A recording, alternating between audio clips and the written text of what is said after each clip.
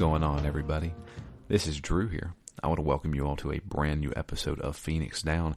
This is Phoenix Down episode 121.0.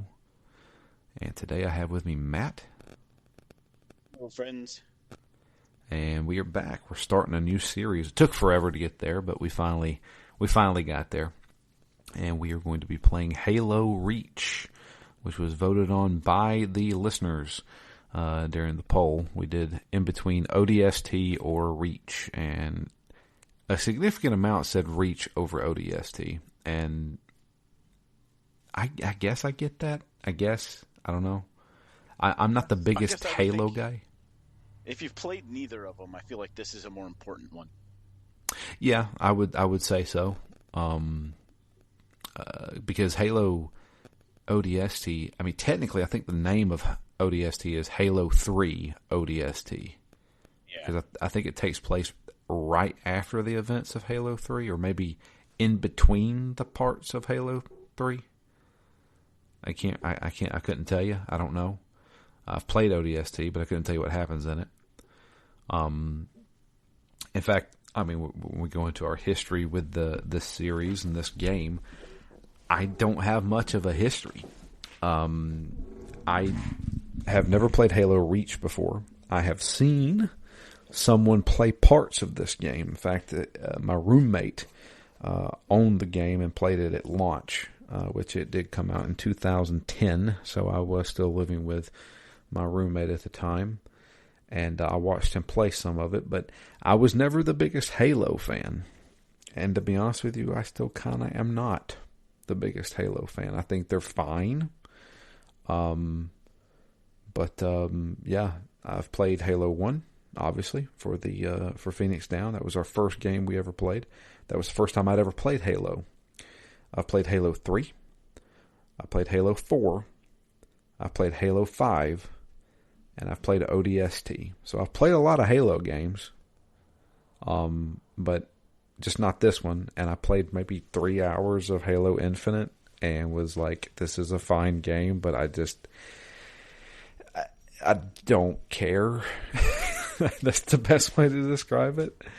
I did not own an Xbox back in the day, so I never got to experience Halo when it was at its apex, I would say. Yeah. What's that? I said that's a big factor. Yeah, it really is. Not playing these like when they were peak, especially the early ones. I feel the ones that were a bit more game changing. So, which ones, in your opinion, would be the game changing ones? I mean, for me, the first Halo was almost up there with Mario 64. Why? Right, I was playing a ton of PS2 at the time, and nothing had that really open feel and exploration of a new world. That feeling, that combat, that was pretty revolutionary in 2001. For me anyway, and I didn't own an Xbox at that time, so I had only played bits of it at a friend's house or seen it, and I just, it just controlled so much better, I feel, than most PS2 shooters. Sure. Maybe Crime Splitters might give it a run for its money. I mean, I like the original Killzone on PS2, but it doesn't feel like as refined a game as Halo did. So I ended up getting an Xbox, I want to say around 2002, and Halo was probably the first game I got for it. Played through it and enjoyed it. Really got amped up. I was in college at the time. I didn't play very many games in college, but one of the things we did from college into grad school was Halo and beer nights. So we had some friends and we'd get together with both of those items and and just hang out for the night. And that for me has been a pretty unique experience as far as any kind of local gaming sessions go. It's not a thing I've been able to do much since. And to be fair, most current opportunities for like couch gaming are mostly retro games. Yeah, it's hard. The current ones. Hard to find a couch game nowadays, or better yet, it's hard enough to find people on my couch that want to play a video game. Yeah, and have both of those things at the same time is rare. Yeah, exactly. games and people. Actually, the game I've played the most with friends over the last few years is a weird little game called Super Blood Hockey. I have never heard Um, of this. it's just a little downloadable game, but it reminds me of some of the fun of playing like Sega Genesis hockey, two-dimensional hockey. But it's basically a little hockey game, but it's got little pixelated blood that flows. It's called Super Blood Hockey. So you're knocking blood out of people, you're knocking people out, sending them to the hospital. It's got a whole campaign where you can like buy drugs for your players as the coach, and it gets a little bit goofy in that sense. But the music and the lightheartedness really played well to just sitting on a couch and playing with a couple of buddies. Sure. And back when I had a roommate, that was pretty fun. But the pinnacle for me has always been Halo 2. Halo 1 was the game changer for me, but Halo 2 was the one where the story, the unexpected kind of turns that it takes, even just the music, everything about Halo 2 was perfect at that time. But Halo, I feel, also is one of the strangest series for me in my relationship with it, because as much as I liked 1 and loved 2, I never even played 3. I don't know why. After Halo 2 was one of my favorite games of that generation, and then I never even played 3, and I did play ODST, I did play through Reach, we played through Halo 1 again, I played through 4, I don't think I played 5, and I played just about exactly the same amount of time of Halo Infinite as you did, and while I thought it was okay, it was a decent game, I don't know, for me, maybe because I missed 3, or maybe because I've not immersed myself as much as possible, it seems like a series that was pointed up and then has plateaued. Like, Reach is a good game, Sure. but it doesn't feel revolutionary. And then I don't know about 4, 5, or Infinite really raising the bar significantly. And then that mostly applies to the story, I guess, because as they went, from 1 to 2 to 3 to 4, and they really expanded the rest of Halo, I think, more than the single player or the narrative. They're, with Forge and all the other multiplayer opportunities, and they almost went, to me, like the Call of Duty route, where you've got 3 different games within a game, or 4 different games within a game. Right. That's one thing I was never into, was Halo multiplayer. I could not get into that. And I feel like that's where it shifted. So it shifted from the couch co-op or couch versus to online, and for the most part, I guess it did that well. I think that was one of the more successful parts of the evolution of Halo. I did play a bit, but I wasn't ever great at it. So yeah. So a little bit of a weird history, because I kind of have had ups and downs with the series, and I loved it briefly with Halo 2, and then it's fallen back into just kind of I'm always interested in them, but they started to feel a little bit samey to me. Mm-hmm. I feel like you're doing kind of the same stuff. Have you ever read any of the books? I have only read one of the books. I don't remember which one at this point. Okay. And I know I read one set of comics about it. And then wasn't there like an anime Halo that was almost like the Animatrix with a bunch of shorts? I think so. And then there was a live action short as well. Well, there was a live action movie as well. Or not movie, but live action TV show. Came out last year. That I've only seen the first few episodes of. I have no interest in it. I hate to say that. I know we're playing this for Phoenix Down, but I think Master Chief is a horrible video game character. Is he silent? It's not even he's silent. I mean, he talks. He has zero personality. And I said it on this week's N4G radio. Or excuse me, it's not N4G anymore. It's ZTGD radio. You could easily make him a robot or an android, and it would not matter. I was thinking Forward Unto Dawn as the as the web series kind of shorts, live action Yeah, shorts. that's right. That was really cool. I don't know if you ever saw it. No, never saw it. If I remember, it was like a junior person, a cadet, and it had a lot more grounded, like personal feel for almost to counteract that point that you just made. It doesn't feel like it's just a robot. It doesn't feel like it's RoboCop or the Terminator, Yeah. just mowing people down. I don't know. I've never really fully invested myself into the lore of Halo. I just don't. I don't know. It's.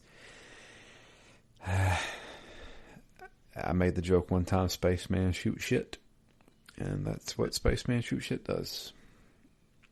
So I don't know. That's the part that's weird to me because I like the Halo broader lore, but you're right. The characterization has never been even remotely a part of the series.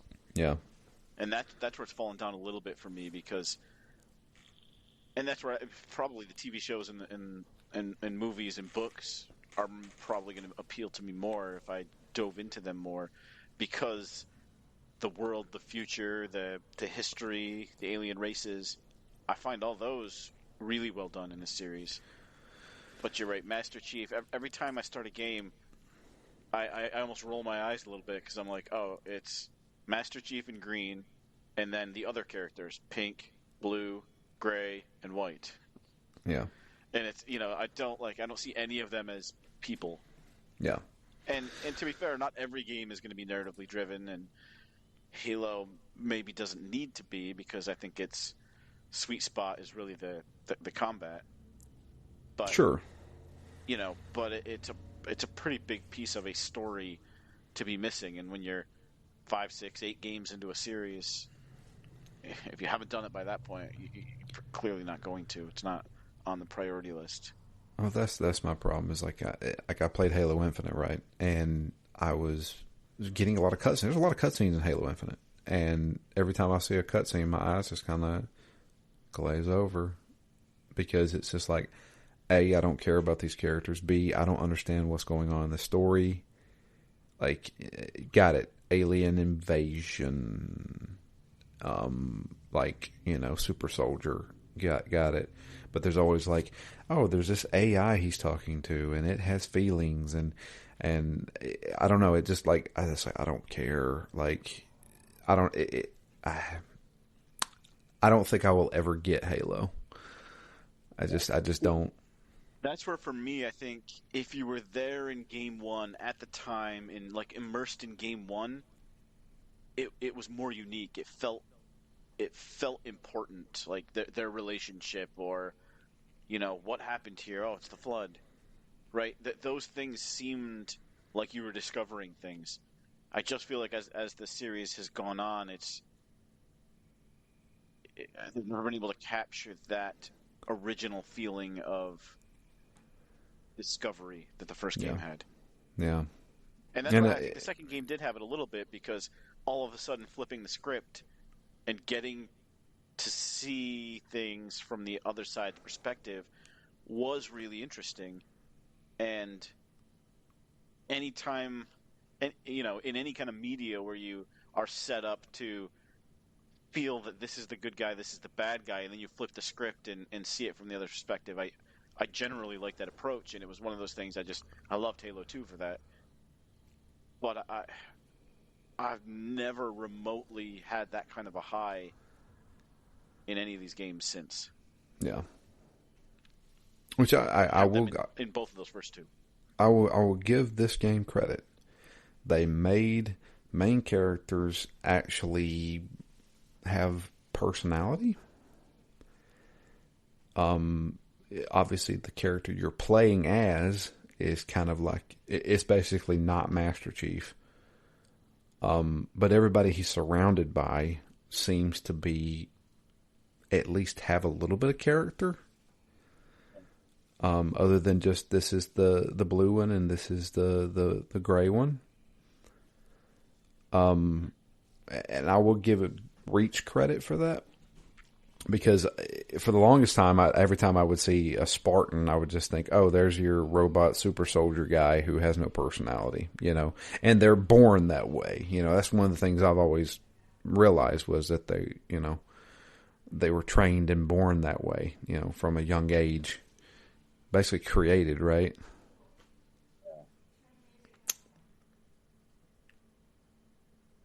So, I don't know.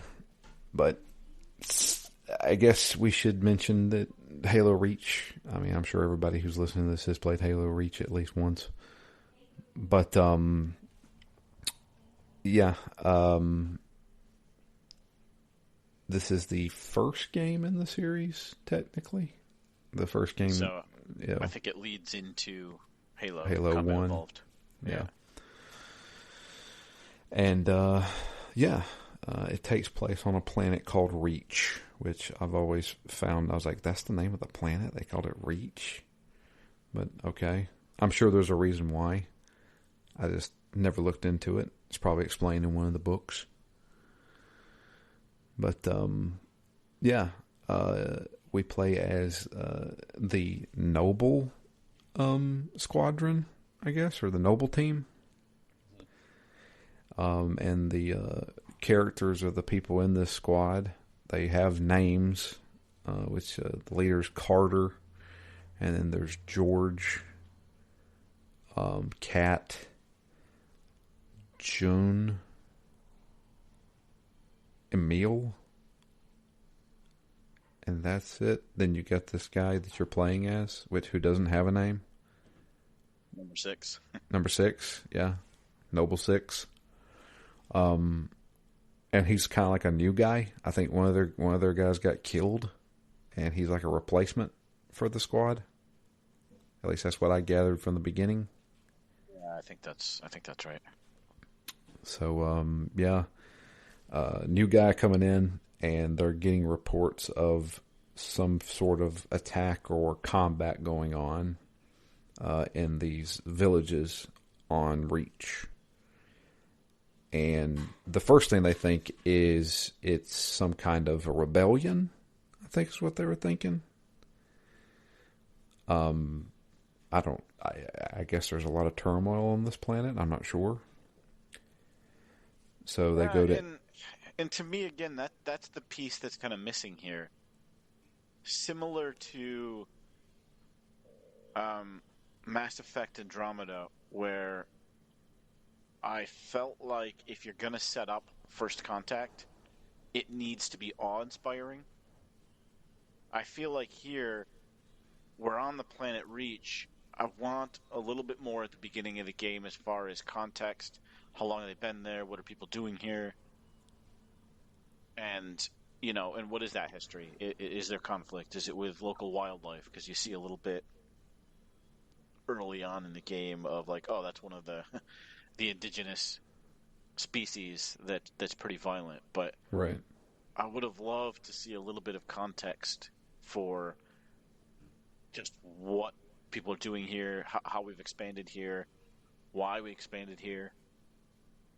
I don't know. That's the piece that for me definitely is ultra light in this game. Yeah, definitely. It's almost like you're just thrown in. Which takes away the spectacle of it. If this game had a little bit more of that, and it had a little bit more of like a mystery or an overarching mission,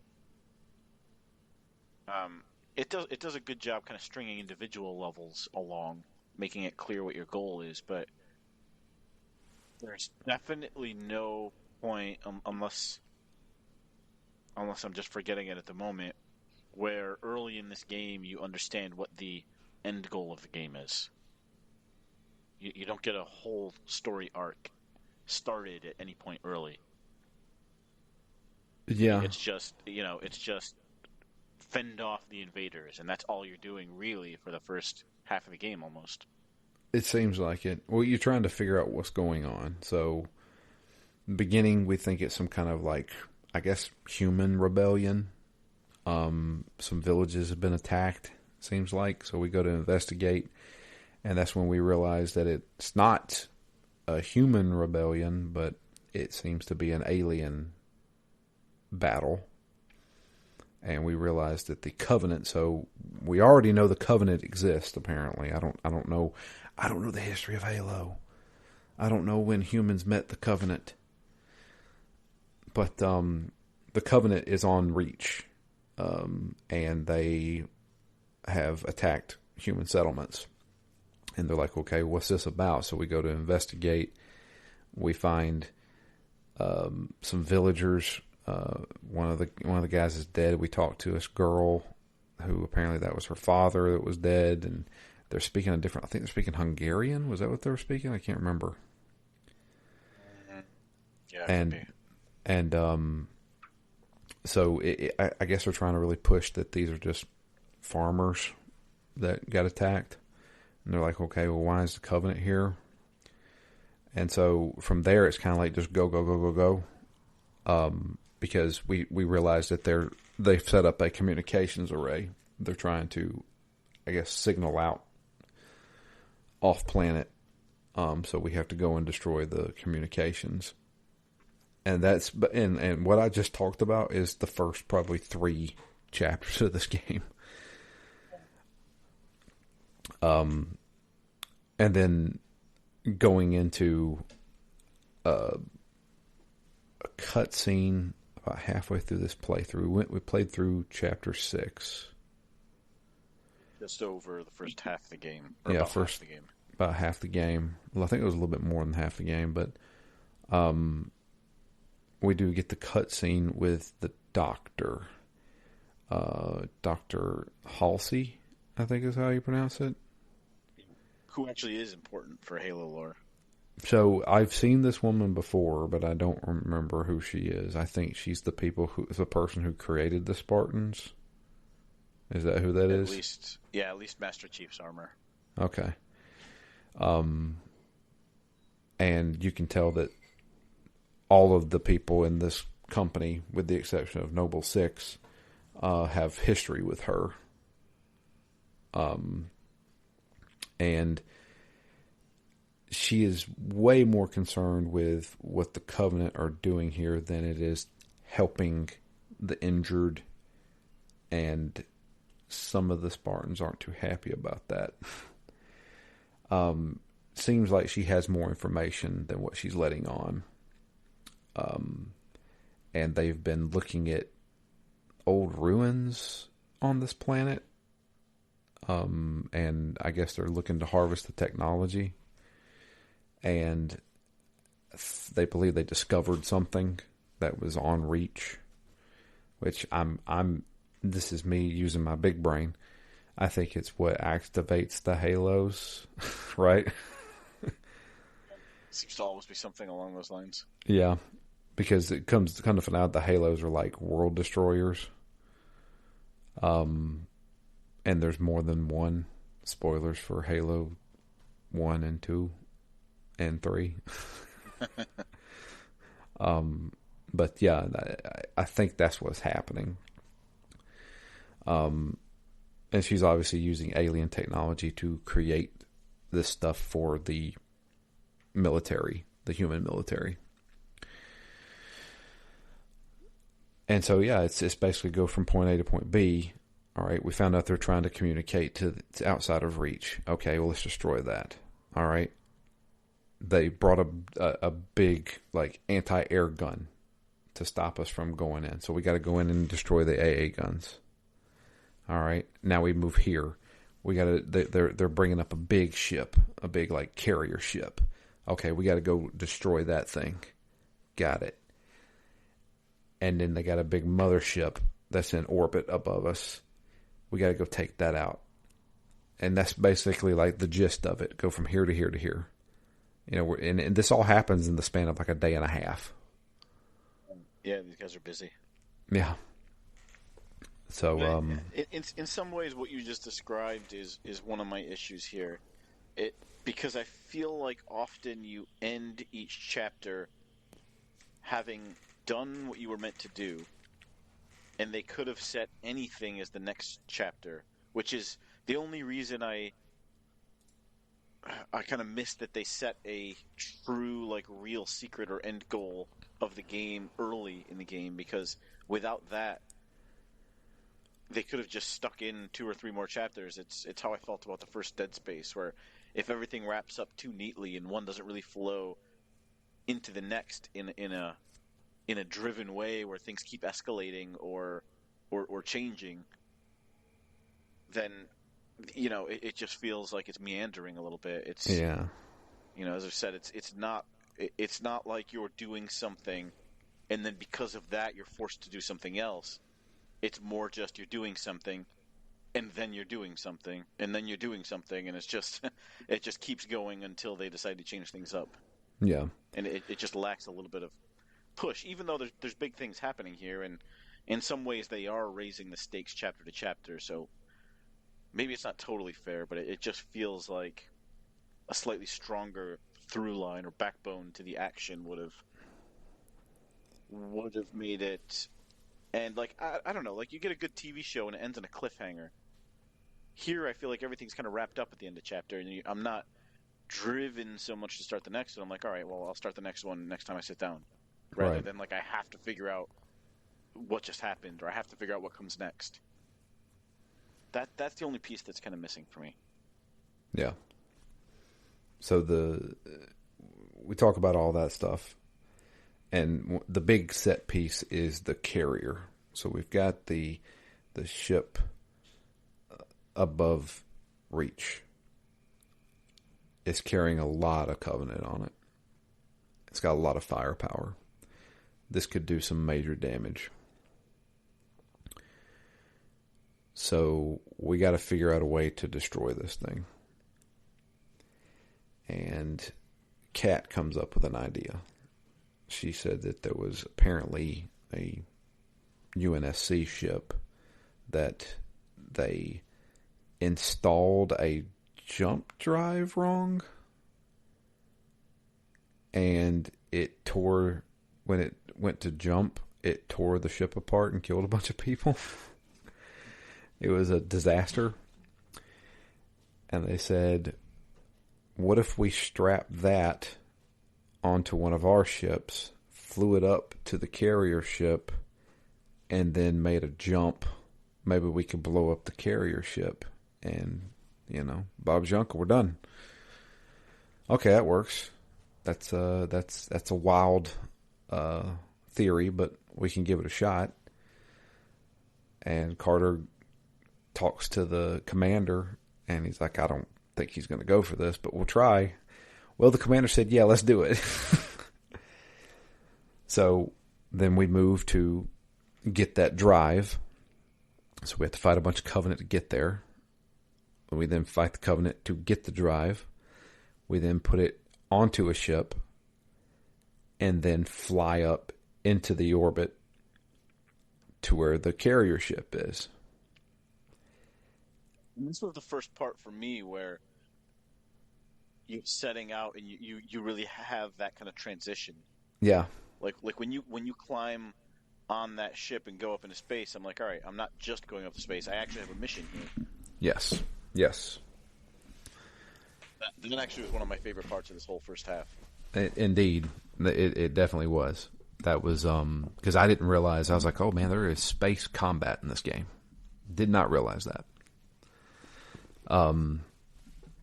So yeah, you're actually flying what felt like Star Fox dogfighting kind of thing.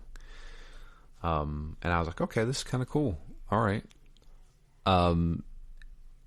And we haven't really talked about the gameplay. That's the big change, because let's be honest, the first 4 hours of this game is shoot stuff with a gun until it dies. And it's kind of your standard Halo fare. If you've played one, you've played them all. I am still learning the controls, because I'll be honest with you, Halo has never played like any other first-person shooter, in my opinion. I forgot about that a little bit. I've hit a lot of wrong buttons here because I'm like, oh, this isn't standard FPS. Yes. So there's two FPSs. There's Halo, and then there's the other ones. The other ones adapted via Call of Duty. Halo has never adapted to Call of Duty. So, let me ask you a question. In a first-person shooter, when you want to aim down the sights of your gun, what button do you typically press? L2. That's right. You pull the left trigger. In Halo, you throw a grenade. How many times have I threw a grenade? Another thing, and I know I've played Halo before. I've played Halo online multiplayer before. One of the big things, one of the combos, the Wombo combo. You run up on a guy while machine gunning him, and then when his shields are down, you run up and you punch him in the face. And that's how you kill a dude, right? I know this. Everybody knows this. In Call of Duty, to punch somebody in the face, you press in on the right stick. In Halo, you press B. If you press in on the right stick, you aim down the sights. How many times have I ran up to an elite after knocking down his shields and then aim down my sights and then get punched in the face? You're not looking like an elite soldier at that point. No, I'm looking like an idiot. And I have died countless times in this game. I will fully admit it. Probably maybe 4 or 5 times. Oh man, I've died probably at least 20 times. Oh wow. Yeah. I'm playing on normal, by the way. It's just I suck at Halo.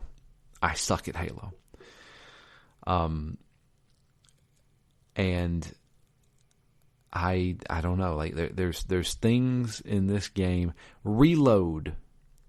I was going to say the last thing that I keep messing up is reload. Yes. So reload is set to the right bumper. Now there's only one other game that I can think of that has right bumper as its reload. Well, there's 2, excuse me. There is Gears of War and there is Uncharted. Those 2 games I know you reload with the right bumper or the right R1, whatever. X is the universal reload button. X in this game is use your ability. So one of the things that I guess, I don't remember Halo 3 having this. I could be wrong. They added I think it's new in this game. New in Reach. Yeah. I know they have it for other games like, Halo Infinite has it and stuff like that. But you have abilities. Your main standard ability is run. So there's a dash. There's other abilities you can get to, including a jetpack, which is kind of awesome. You can also get like a defensive ability where you kind of like shelter in place and you can kind of like take more damage if you do that. So I guess it's for like if you get a grenade thrown on you. And then there's a duplicate where you can basically clone yourself and basically use it as a distraction. I have only used run and jetpack. That's it. I have dabbled with them, but I don't.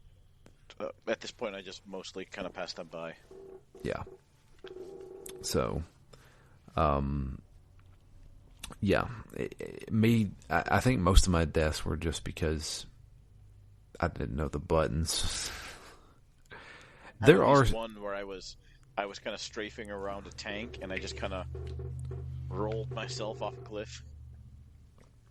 Also, not looking very elite in those moments. Yeah. So there is some. I've had some cheeky deaths where something will blow up next to me, and I'm like, there wasn't a grenade thrown at me, just something blew up.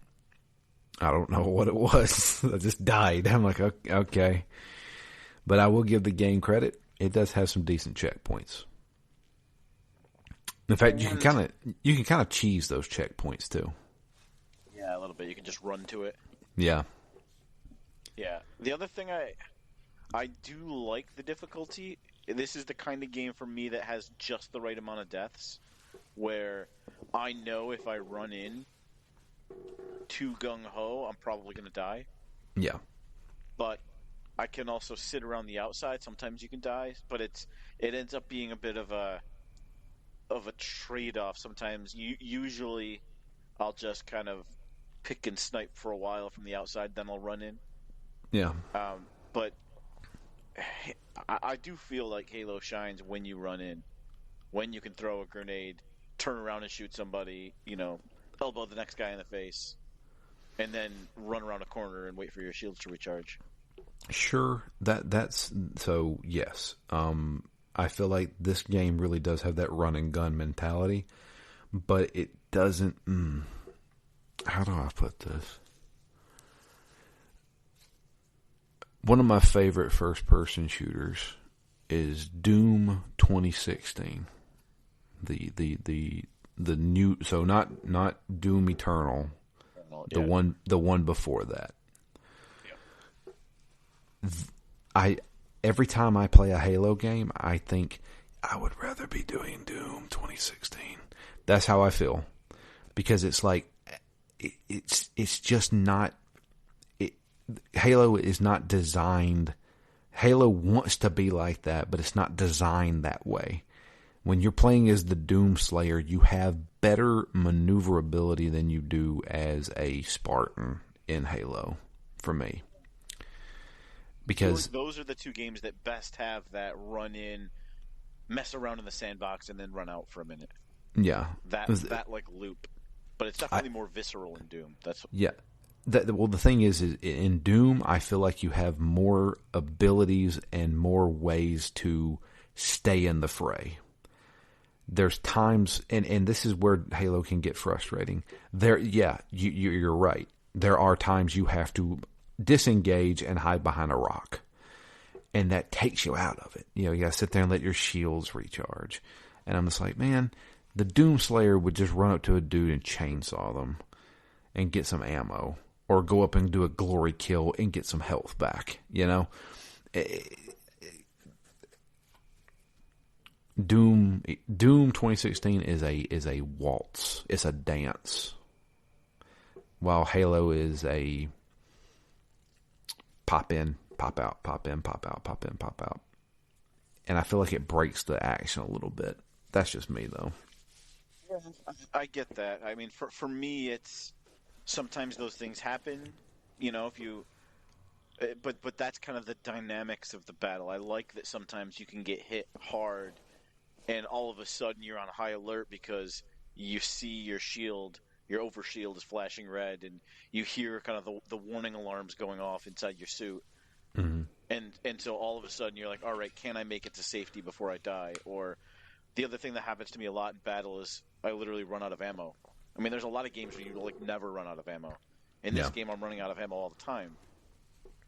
Probably every other fight, I'm running out of ammo. But there's also enemy weapons. There's often caches of UNSC weapons, and I do like that. I like the fact that you have to sometimes switch. You can't just sit with your machine gun and plow through the whole game. Like a lot of times, you need to switch to an inferior weapon because that's all you have at your disposal, and then that changes the way you approach the rest of the battle, depending on the weapon. And I've always liked the variety of weapons, and just the fact that you never know if you're going to get hit. You never know what weapons you're going to have. A lot of times, I feel like in this game, one of the things I like about the battles is that you walk into an area and you're fighting people in front of you, but then a dropship comes behind you, so there's not a lot of safe area, but there is quite a lot of terrain. So that hiding behind a rock and trying to understand where people have come from, I don't know, like a lot of these interactions, they're not as deep as Doom by any means, but I think within kind of a more generic first person shooter, they're entertaining in their variety. I think they've got more variety than most shooters do. Sure. And it never has that intensity that Doom has, where you have to press forward in order to in order to refill or recharge. Yeah. You don't have the ability to sit back and go slowly. Yeah, that's one of the things I loved about Doom. I played Doom on ultraviolet because it's not the hardest difficulty, but it's the second hardest difficulty. And maybe I was an idiot, but I don't know. I was like, I felt nostalgic. I was like, oh man, Doom. I got it day one. I was like, man, I want to play this again because I want to relive my childhood. And I was like, let's do it on ultraviolet. Let's do it, And it was one of those where you had to be on your toes. And that game was designed perfectly to reward the player for playing on their toes, basically. I'm running low on shotgun ammo. Well, I got my chainsaw. A chainsaw kill guarantees ammo drops. I'm running out of health. Let me go up and punch a dude in the face. There was the options were there. It was designed perfectly. I absolutely adore that game. I played probably 3 or 4 hours of Doom Eternal, and it's not the same kind of game. It's not. It really isn't. And I was just like, man, lightning in a bottle there, unfortunately. But who knows? We're talking about Doom. We're supposed to be talking about Halo Reach. But, yeah. Going back to the story at hand, we're now dogfighting in space. And I thought that was great. Like that, I was like, this is really cool. I never expected this. I didn't like. I know you drive vehicles and you fly sometimes, but this was straight up dogfighting, and I didn't think I was going to see this in a game like a Halo game. It also looked awesome. I don't know if it's because I'm playing the PC version now, but this game looks better than I remember it. Yeah, Not so no. much like the technical fidelity, but I love the landscapes, the color palette. I do really enjoy the way this game looks, even if it's not the most high tech at this point. Yeah. No, I think it still looks pretty good. I mean, a game from 2010 that started on the 360. Sure, I think they did do a little bit for the Master Chief Collection. That's where I'm playing it. I'm playing on the Series X, using the Master Chief Collection, and I think it looks good. I think it looks pretty good, especially for I guess 13-year-old game now. So I have no problem with the way it looks and runs smooth as butter. In relation to Battlestar Galactica, because I feel like some of those space battles, some of the music reminded me a lot of BSG. I have no idea. I mean, it's the same dude doing the score, right? I don't know who does the score for Halo.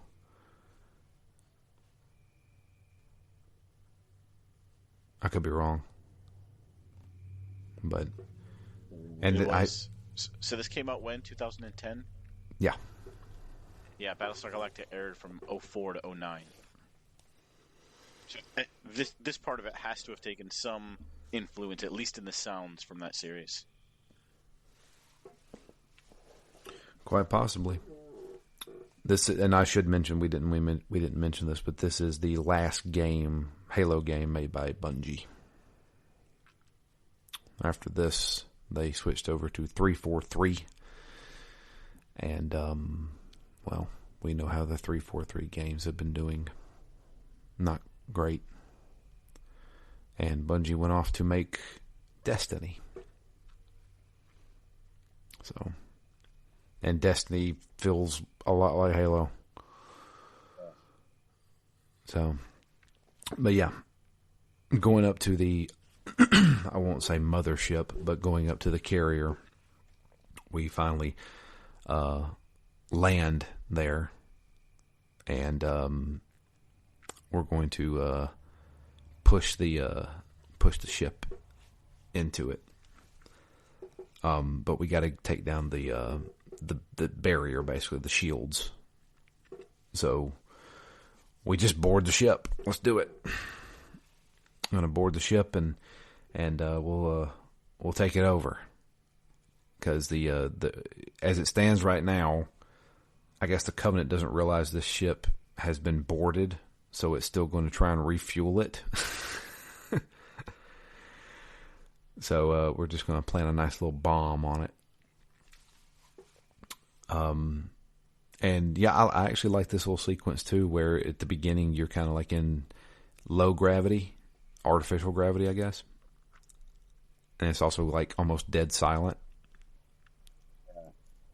Got some the sounds are all off. some Dead Space vibes, like whenever you're out there spacewalking, and you get a super jump. Going through here, we take down the shields. We fly get the our ship onto that ship with the drive, and it's just Noble 6 and George there, and unfortunately, we're not able to remote detonate this thing. So George decides, I'll stay back and detonate it, and is going to sacrifice himself. And he kind of toddler carries Noble 6 because he's a giant man. Yeah. And throws him off out through the force field. And so now he's falling back down to the planet. Those suits must be made out of something, because you fell from space onto a planet. How did you not burn up in the atmosphere? How did you land without dying? Dr. Halsey? I guess those suits are made out of something. But George succeeds. He blows it up. Boom, blows up the carrier.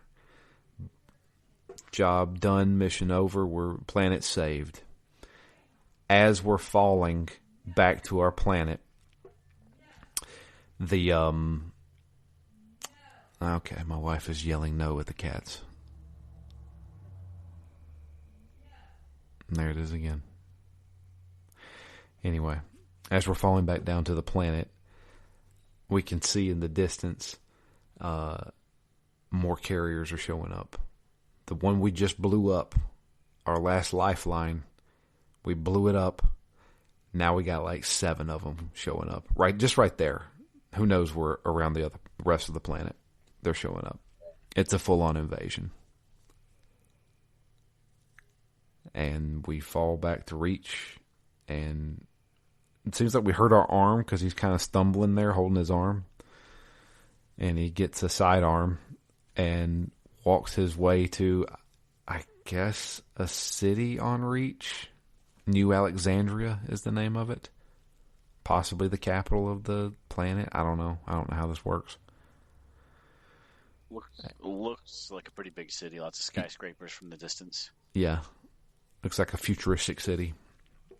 And it seems like the city is also under siege right now. And we're now alone. And that's where I stopped. Thank you. The last 2 chapters of this game, I enjoyed it a lot. I was like, okay, this is kind of cool. And I did like the whole scene of him falling back down to the planet, and you see the carriers coming in and showing just like, oh, no. That was your last hope. Well, you need at least 7 more last hopes. Yeah. Things will not be easy. Yep. So I'm excited to see what happens next. I know how this game ends. All right, I know enough about Halo lore to know what happens, but I'd like to see how you get there, basically. But now we're. I'm looking forward to just seeing what they do with it again. It's been a long time since I played this. Yeah. So. Yeah, that's it. I know it's kind of a shorter one, and truth be told, I mean, unless you talk about moment-to-moment gameplay, which is, like I said, Spaceman shoot shit. I like the fights. I don't know what the name of them are. The big spiky guys with the shield arm and the green plasma cannon. Are they brutes? Is that what they're called? Brutes were the ones that looked like monkeys. Like apes. Alright, let's see here. Halo enemies. There's also the other thing is I do like that there's a lot of different types of elites. Right? Yeah. The gold armor ones, the white armor ones. I don't actually know which ones are better than the other ones. I just assume the ones you see least and later in the game are the harder ones. Yeah. So I assume the white ones are the best ones we've seen so far. Yeah, I would say that's correct. Hunters are what they're called. Hunters. Yeah, the hunters. I like that whenever you see a hunter, then I feel like they do a good job of making that a little arena where sometimes you can hide, sometimes you can shoot, you can try to get behind them, but it's not easy. You know, they take enough ammo to go down. They feel like a little bit of a set piece in and of themselves. Yeah. Got prophets. You've got elites. You've got brutes. You got jackals. And you've got grunts. I feel like the jackals are the ones that frustrate me the most because of their shield. Yeah. Some of them don't have shields. Like the ones that had the jetpacks that you ran into. Or that more like dinosaurs. Yeah. But yeah. That's pretty much. We don't have any emails. If you would like to send an email, it's drew@ztgd.com. And one other thing. We have chosen our next game after Halo. And that's going to be Greedfall.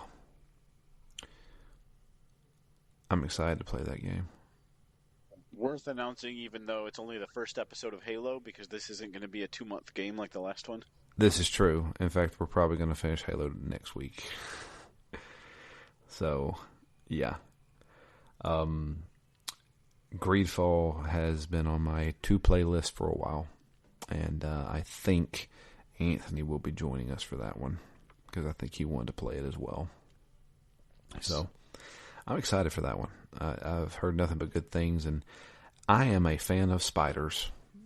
I like their games. Their games are janky and weird, but they have a lot of heart to them. So, yeah. And Greedfall looks cool. Like I've never seen anything quite like that.